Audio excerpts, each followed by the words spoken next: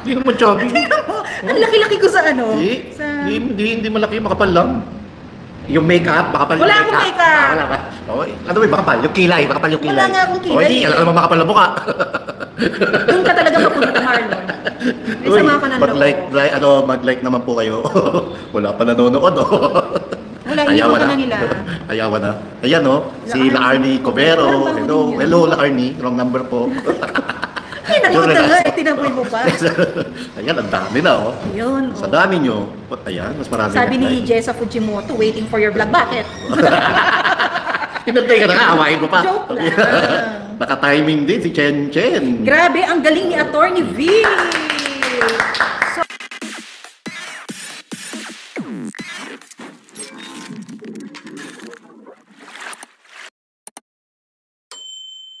Sobrang galing. Andun kami sa likod. Nasa likod kami. Nasa likod kami. Napapaganon ako si Pamela. Napapaganon ako sa dingding na dun sa parang post. Yung poster yung column. Ay, sa mga nagtatanong po bakit nawala po yung aming coverage. We were asked and we were advised na ibaba namin. So out of respect also, and meron kasing miscommunication na ang dapat lang palang i-share namin was the official link of the live of ABS-CBN, and we were also not allowed to restream but to share it. Okay, so para marespeto na lang din yung talakayan, nag-comply po kami right there and then na ibinaba din namin. But the purpose lang din naman is to also cover it kasi i-replay nila ito later on para at least sa replay, kung may ma-edit man o hindi, at least we have the full reference, no? Yes. Or the file. And thank you sa ABS-CBN. At lalo sa mga staff, grabe. Kay Miss Maan, maraming salamat sa ulitin. Thank you. And nangako, may usapan yung dalawa. Si Miss Karen at si Attorney Vic na mauulit pa to. Ang daming nabitin. Actually, ang daming sumakit ang puson. Bakit? Nabitin. Di ba? Talaga yung mga lahat ng kalokohan mo. Ano kalokohan Talaga naman, di ba, masakit ang puson pag bitin? Talaga, Marlon, yung mga... Napakatalino ni Attorney Vic. Sobra. Alam mo yun, yung lagi ko pong sinasabi yung araw-araw na kasama niya tayo, yung akala natin na yung memorize na natin yung sagot, yung akala natin na templated ang sagot.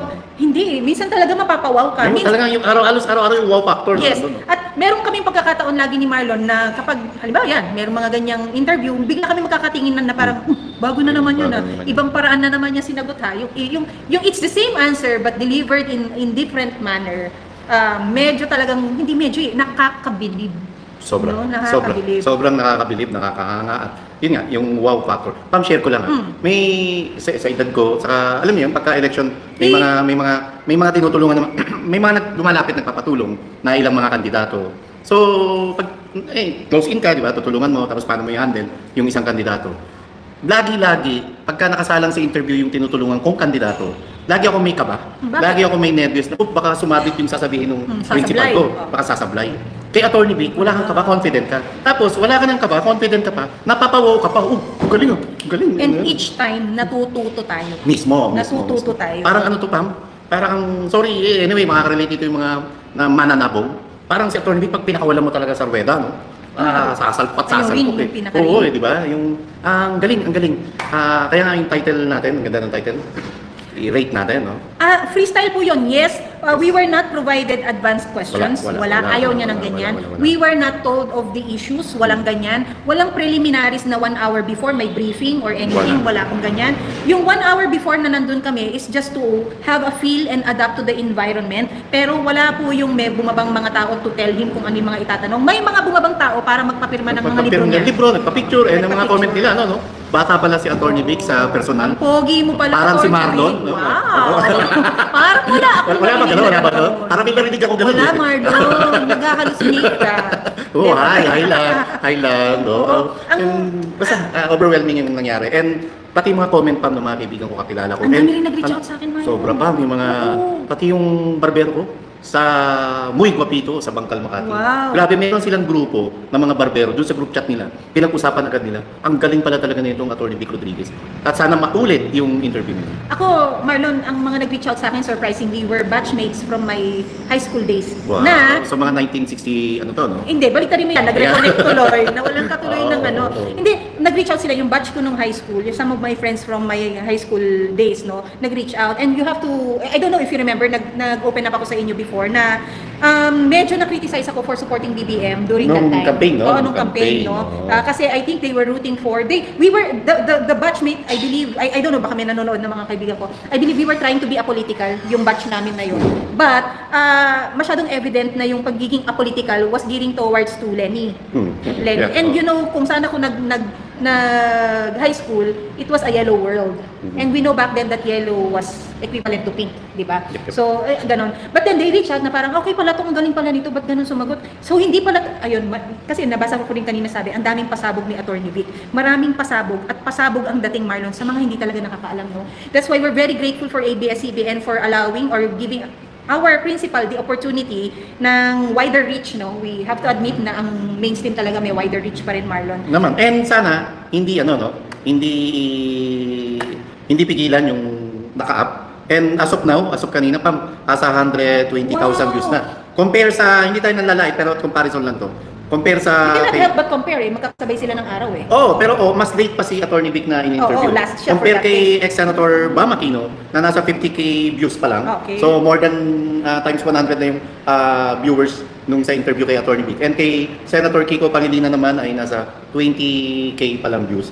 So ganito, and alam ko mapapansin to ng ABS-CBN, management, employees, and crews, May and staff. kukumpare, no? May kukumpara nila na ganito pala talaga yung yung alam mo yun, yung naka-appreciate sa isang Attorney Vic Rodriguez na alam natin bibihira na bibigyan ng pagkakataon na ma-interview sa isang mainstream media.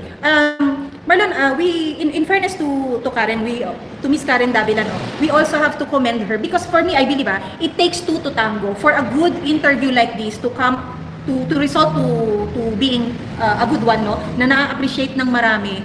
Yung isang marunong magtanong, nagtatanong ng tama at nagtatanong sa tamang tono, at yung isang alam niya kung ano ang katotohanan at mga sagot at mga issues dahil yun siya, yung pagiging natural nung ini-interview na magaling talaga. Saka knowing Miss Karen Davila, alam na natin sorry sa term ko pero positive to wag ako ma-misinterpret. Alam natin kung merong bully magtanong ngayon na isang broadcaster, isang Miss Karen Davila ron na medyo hostile magtanong pero nasagot ng maayos ni Attorney Vic Rodriguez at dahil din dun sa direktang tanong ni Miss Karen Davila. Okay. Thank you sa iyo, Miss Karen. Let's go there, no?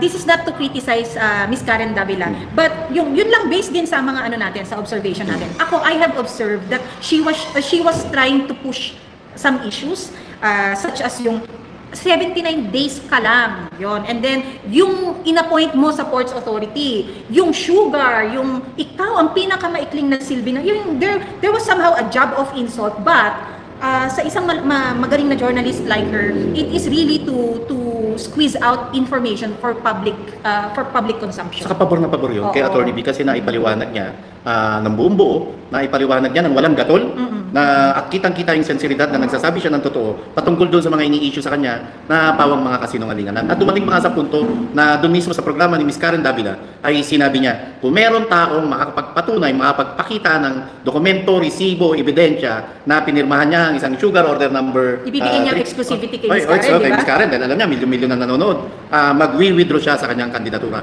Kaya sa lahat po ng gumagawa ng kwento, sa lahat ng nagpapakalat ng fake news, galing-galingan nyo na po maglabas ng resibo, maglabas ng dokumento, ipatunayan nyo na may pinirmahang sugar order number 3 ang isang Attorney Vic Rodriguez. Dahil kung wala kayong mailabas na resibo, ebidensya o dokumento, magsitahimik na lang po kayo. Ang Marlon if this document exists, it should not take long for someone to heed to the challenge na ilabas. And up to now, July pa ho na i-launch yung Kingmaker book ni Attorney Vic Rodriguez na sinulat ng idol nating si Jerry Lirio. Hanggang ngayon po, Boss Jerry, bata mo ko, hanggang ngayon po, wala pang malinaw na pahayag para i-debunk ito ng Palasyo ng Malacanang. Higit lalo mag-asawang Ferdinand Marcos Jr. at Lisa Araneta Marcos. Ito, Marlon, pakibasa itong comment na to. Sabi ni Miss Rosaline Busaing, ngayon tayo magtataka bakit Senador si Lito nagpili. Ayun naman. Dapat to, no, yung sa mga ano po, mga katete kayo, alambing, i-share nyo pa ho ito ng i-share. Kasi dito natin makikita kung bakit karapat dapat na iboto at maging senador ang isang attorney Vic Rodriguez at amunin natin sila ngayon. Ikumpara natin yung sino mang mga kandidato sa pagkasenador na minamanok nila, na sinusuportahan nila. Ikumpara natin ngayon ang qualification, galing, husay, talino at tapang ng isang attorney Vic Rodriguez sa lahat-lahat. Nakita ko lang sa audience natin, Marlon, si Jeffrey Cruz. Ito magiging tatay na to. Congratulations sa inyo! Ang isang soon-to-be daddy, Wow. Jeffrey. At saka si, Nagbunga na. akalain mo, may, Mami ka ta. akalain mo, meron ka palang matres, attorney Katz. Kala ko, walang matres. Kala ko, butas lang ng bibig eh. Tubig ng bibig, di ba? Di ba, kataw is, Miss you, Attorney kataw Katz. is mermaid. Mermaid. Kung magkakaroon na sila ng butet eh. Kahit akop-nakop sa katete. Katete or kaebon. Ebon. Jepoy, congratulations, Attorney Katz. Congratulations. Na-enjoy nyo ba yung concert na pinanood nyo? Tinext ako ni Attorney Kataw, kala ko babatiin lang ako ng Merry Christmas, Happy New Year. Aba, nangingi ng concert ticket. And malamang magiging musikero yung anak nyo. Tawang-tawa daw si Katao kasi, pero ito nag-message to, siguro nga sa hormonal change ba sa body niya, no? Kasi buntis. Hindi naman nakakaiyak yung interview ni Attorney Vic. Naiiyak daw siya. Oh. Naiiyak daw siya. Hindi dahil ano, no? Actually, kami ni Marlon, nung nandun lang kami behind the scenes, no, nagsisenyasan kami ng kilabot, goosebumps. Yung ganun ba?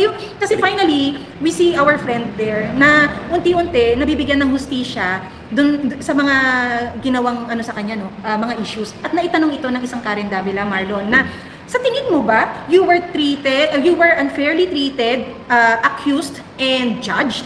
Ang sagot ng isang attorney Vic doon absolutely, absolutely. Sabi niya ganyan, dahil ang mga dumating naman ay yung mga Johnny Kang latelys na hindi present during the hard times but were the first ones to fall in line for juicy positions, Marlon, para sa unang opportunity na magtamal at magnakaw. Gabi. Nakapila sila. Pero wala kaya silang dapat sa part 2, ma-elaborate pa to kung ano ibig sabihin ni Attorney Vic Rodriguez yun. Pero kung tayo, alam na agad natin kung anong pinupuntos doon ng isang Attorney Vic Rodriguez. Ano ang yung high finally moment mo doon sa mga tanong at sagot? Dalawa. Ano? Sige. Una, yung ini-issue sa kanya sa sugar fiasco, pati dun sa PPA appointment.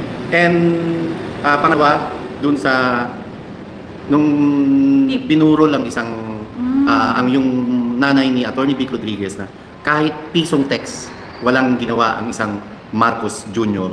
para magpadala ng kanyang pakikiramay kay Attorney Vic Rodriguez. Ako rin, dalawa yung sa akin. Okay. Yung finally, na-address niya na hindi niya kamag-anak yung inappoint niya sa Philippine Ports Authority.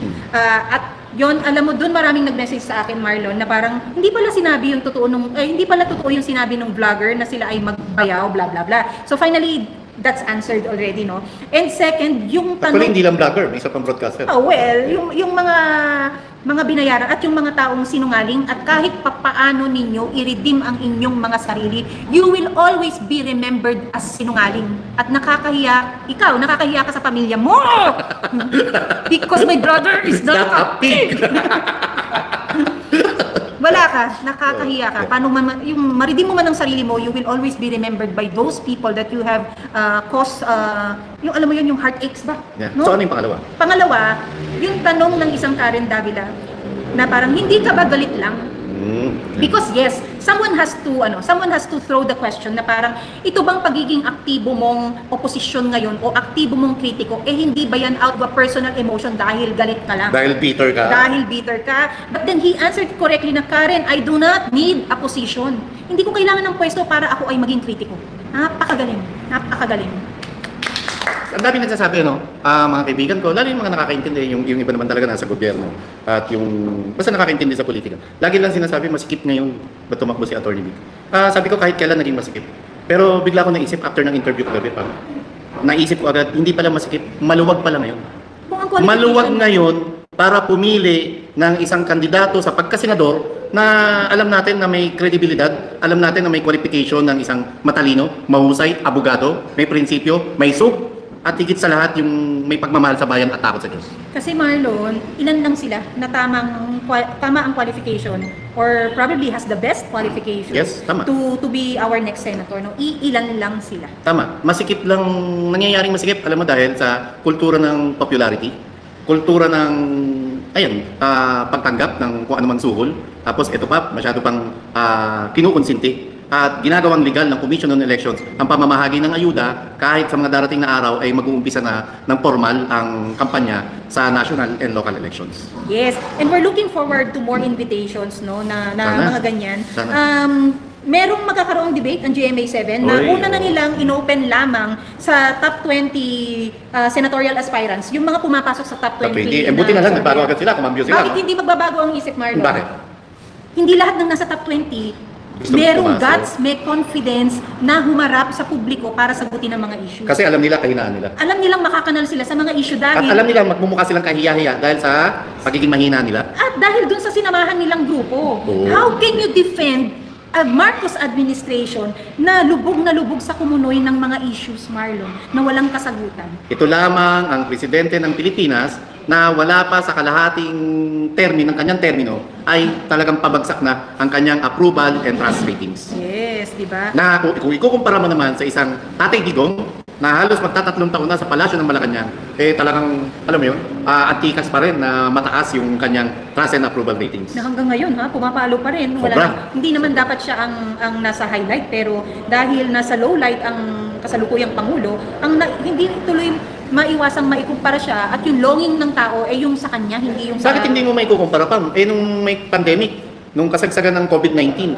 ang budget para sa ayuda ng Duterte administration ay nasa 300 billion. Pero ngayon, wala po tayong pandemic, walang COVID-19, pero ang budget na para sa ayuda ay 500 billion. Di ba? Grabe. Sinabi nga nung isang araw sa isang comment, Marlon, di ba ang PhilHealth remains zero government subsidy budget? Wala Yes, yan, zero yan. Tapos yung education binawasan. Ang national security budget binawasan, di ba? Ang tangi na lang may yung guaranteed budget ay yung unprogrammed Grabe, no? funds, no? Grabe. Wala. Grabe. Para ito sa ano eh. Hanggang ngayon, wala akong lubos maisip. May kausap ako nung kanina lang. Sabi ko, wala naman talaga tayong sinulat na press release nung nakaraang kampanya patungkol sa ayuda. No? Ang mga press release natin, mga pinangako natin sa bayan nun, na pinangako ng isang Marcos Jr., yung 20 pesos per kilo ng bigas, at saka yung digital infrastructure para mapalakas yung wifi natin, hindi lamang sa Metro Manila, kundi sa manlupalop ng Pilipinas. Sabi ni Annie Juezan, hindi yan papayagan na ma-interview sa GMA7 ni Tamba. Kung yun ho ang mangyayari, mag-ingay tayo. Ibig sabihin, nagpapakontrol pa rin ang GMA7 management na hindi i-ere ang mga dapat na, alam mo yun, yung you can freely present to the Filipinos their options to choose the better candidates for midterm elections. At talagang dapat mag-ingay tayo kasi kamakailan lang, GMA7 ang nanguna sa paglagda ng isang covenant patungkol sa labanan dapat ang fake news. Yun, di ba? Labanan ang fake news, Marlon. But before we transition to the next topic, Marlon, what's your overall rating of the Attorney Vic Rodriguez and Karen Davila interview for ABS-CBN Harapan 2025? Very super duper mega satisfactory ratings with flying colors. Ako Marlon? Yung mga susunod, may problema. Ang taas nung sinet niyang standard Sobra. di ba? Kapag ikaw nasusunod uutal-utal, hindi ka makasagot ng tama. Tapos ngingi ka pa. Pwede. Yung ang dami mong pasakalye bago mo natumbok yung dapat sagutin, may problema. Eto, kung anong tanong siya, sagot. Yes. At ako, I'm very proud of Attorney Vic Rodriguez, yung lagi natin nakikitang seryoso. He enjoyed the moment yesterday. Kalmado siya, di ba?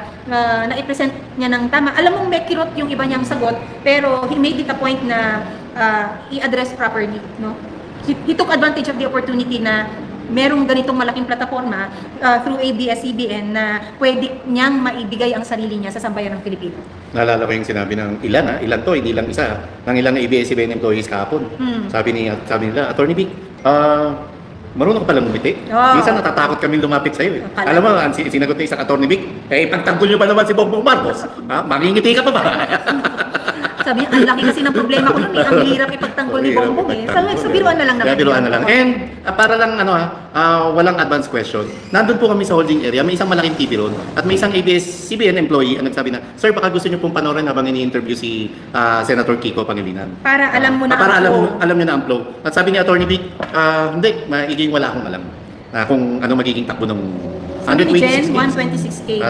126K. I-share pa po natin, hindi para sa yung binibilang, tinatara natin yung views. Hindi po. Para po mas marami pa tayong mga kababayan, kaibigan, kamag-anak, kakilala, kaopisina, kamaritesan, at kung ano-ano pa na makaalam kung gaano kagaling, katalino, kahusay ang isang Attorney Vic Rodriguez na karapat dapat maging senador sa darating na 2025 na ang numero sa balota ay number 55. 55 yan, 55 po. 55. Alam mo ba, Marlon, sa 55, sino ang kahilera niya? Sino? Si Kong Marcoleta. Na isa rin magaling, matalino, at isa rin may sugay. So magkatabi lang yan, Kong Marcoleta, at sa tabi po ng balota, kalinya niya ang number 55, Attorney Vic Rodriguez. Magkalinya yung dalawang qualified. Yes, oo. Marami nagsasabi sa sa comments, Marlon, bitin. Bitin. And yes, we all acknowledge na bitin. And even right after mag-cut yung airing, Marlon, no, lahat ng staff, technical, mga boss, mga crew, mga talents nandun na And may parang isang executive bitin. commander. And Bitin, bitin. talagang yun ang sabi nila, bitin. We have to do this again, blah, blah, blah. So napag-usapan din behind the scenes, Marlon, na kung alam lang niyang itatanong yung tungkol sa appointment niya sa pagiging presidential chief of staff niya, sana pala dinala daw niya yung original copy ng kanyang appointment paper. Nanaunang tinanggi ng Palasyo ng Malacanang na wala raw inisyong appointment paper kay Attorney Vic Rodriguez bilang presidential chief of staff. Yeah, it was denied by now ES Bersamin. Oo, pero nililinaw ni Attorney Vic Rodriguez yun. Hindi yun para ipahiya ang isang ES Bersamin. No. Hindi, para patunayan niya lang na meron siyang natanggap na appointment at pinirmahan yun ng isang Marcos Jr. sa harap ni Sap Anton Lagdameo at ni dating PMS Secretary Naida Angpin. Hi, Ma'am Nay. Ma'am Nay, kamusta po? We miss your all-white outfit. Ba't si Sap Anton, di mo kinakamusta? Change topic. Nawalan ako ng Uy, change topic. Speaking of change topic. Okay. Marlon, nag-attempt ako kahapon. May guest kasi akong dadating. Kaibigan ko ba? Gusto kong i-host ng isang accommodation sa Manila. Okay. Sasabihin ko, sige, dahil hindi ako makakasama sa mga gimmick natin, sponsoran na lang kita nung stay mo. Hotel ba? Aba, wala na akong mabook, Marlon. Bakit? Hindi ko alam kasi surprisingly yung week ng INC, thank you po, yung week ng INC event, fully booked lahat ng hotel. Hindi natin alam kung ito ay binili ng mga kalaban or mga kapatid mismo natin ang mga nakapag-book. Baka naman mga nag-advance booking na. Talaga nagpa-reserve na.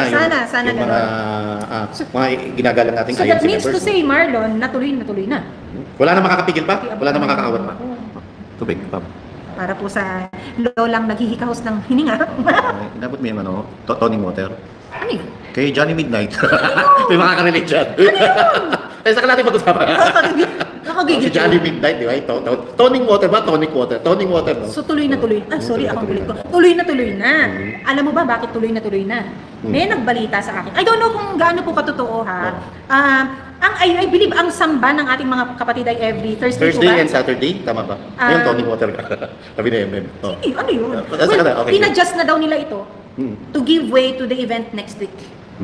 Yun. I think ginawa na lang Saturday para, syempre, to fit their spiritual needs before taking on the challenge of the following week na gano'n kaya katagal to, no?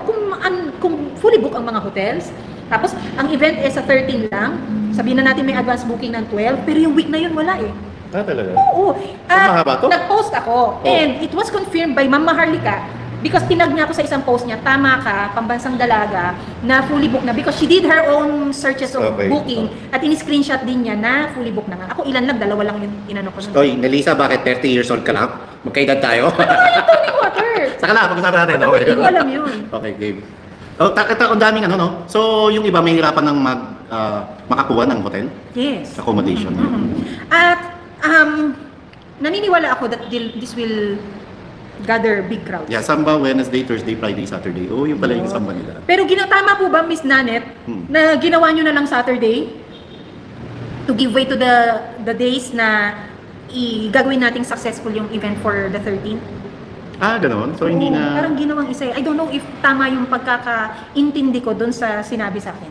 Okay. Na yung dami na yan, ginawang Saturday lang para yung mga absences nila, nasa daan tayo, sila, sumusuporta tayo, na maging successful yung panawagan nila for Peace Rally. Sunday preparation for Monday for rally. Tama ba? Oh. Okay. Nice. Is it next week? Pupunta kayo, Marlon. Magko-cover po kami. Magko-cover po kami. Kung anong kaganapan. And of course, napaka-historical tong event na to. At sinasabi, Marlon, na hindi lang ito liwasang Bonifacio. Na-announce na natin, actually hindi naman official, di ba? Pero nabanggit na natin na sa iba't ibang probinsya, merong mga strategical area. No, I mean even in Manila. Hindi lang talaga? daw. Because yun ang sabi sa akin is parang it is impossible na liwasang Bonifacio lang because per district yata yung kasi parang sinasabi na ang South District naka-assign na mag-gather sa liwasan lang and imposible daw na sa dami nila doon lang sila magkasya sa liwasan. And they even said, they even assumed, hindi ko rin alam kasi kung kapatid yung kausap ko o nakaalam lang din na most likely yung liwasan umapaw pa sa Quiapo Bridge. Kasi hindi na talaga magkakasya papunta doon. So kahit tayo, we have to strategically assign ourselves kung saan because we have to assume na hindi na makakapasok ang mga sasakyan. Di ba? Saan tayo ang meeting point? Sinong mga kapwa natin vloggers ang makakasama natin? Sila PH Baluluwas. Good luck kung magkikita-kita tayo. Mga ganon. Bawat distrito raw sabi nga net kanina Ayun, district. Yan, basta hindi ko rin So, ano man ito, magiging historical ito, makasaysayan. And ito yung pagpapakita at sumasalamin kung gaano na karaming mamayang Pilipino ang nananawagan sa gobyerno na, alam yun, na maging maayos. At kaisa tayo dun sa panawagang unity, kapayapaan ng inirerespeto natin yung Iglesia ni Cristo. Pero, tulad ng sabi natin nakaraan, dapat hindi tayo lang dun uminto. Dapat palalimin pa natin ang panawagan o diskusyon, kundi dapat meron din tayong panawagan dun sa gera kontra kagutuman, gera kontra korupsyon, kaya gera kontra pang-aabuso sa kapangyarihan, at higit sa lahat, yung pagsusulong ng Protect Vice President Sara Duterte. Sabi ni Paul Francis Dayoan, Davao City fully booked na din lahat expected 500K. O sabi ni Sir Franz Hernandez yun nung sa big group. Tayo naman, I believe, tayo ba sa Maisog will have our version? Wala pang official na pero kakaisa. Naglabas ng statement ang Maisog at kaisa doon sa doon sa adikain at plano ng ating mga kapatid sa Iglesia ni Cristo. Ako po meron po ako malaking pabor ngayong araw na to. Kung hindi nyo man magawang mag-LSS at mag-DSA sa aming channel, kami po yung makikiusap na i-like, share po ninyo yung interview ni Attorney Vic Rodriguez from ABS-CBN News YouTube channel at ibahagi po natin ito sa ating mga kaibigan, sa ating mga batchmates, sa ating mga chikahan GCs, sa ating mga kapamilya, no? Para po magkaroon din ng kasagutan ng inyong mga tanong, ang inyong mga paghihinala kung meron, at mapag-aralan ninyo ang ating isang potential talaga na maging one of the best senators for the next Congress, which is the 20th Congress for this coming midterm election. At mas madali po natin may papaliwanag sa mga kakilala, kaibigan, kamag-anak natin na kung bakit karapat-dapat iboto ang isang Attorney Vic Rodriguez sa darating na midterm elections. Yes. Maraming salamat po. Kailangan lang po namin maikli ang aming pakikipaghuntahan. Mas mahaba ho, kapon 20 minutes. Ito, 35 minutes. Oo nga, 20 minutes, no? But pipilitin namin magbalik kung hindi mamayang hapon. Meron ho kami bukas. We're not gonna miss it for tomorrow. We're very sure. Maraming salamat.